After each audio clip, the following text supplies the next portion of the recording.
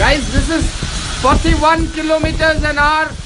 Chennai is bracing for double this speed in the next 1.5 hours, and it's going to last till about 4:30 when it lands. Now look at this. This is terrific. 41 kilometers wind, and the gust must be at about 55 kilometers. Now this is moving towards 100 and 110. By about 12:30 it will reach its peak, or maybe about 132, and it will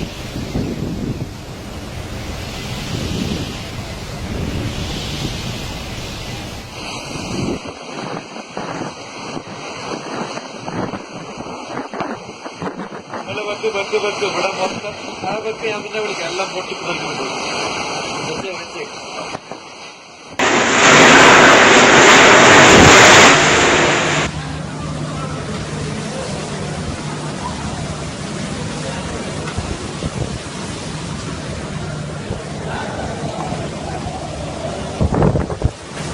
murpa, lain murpa.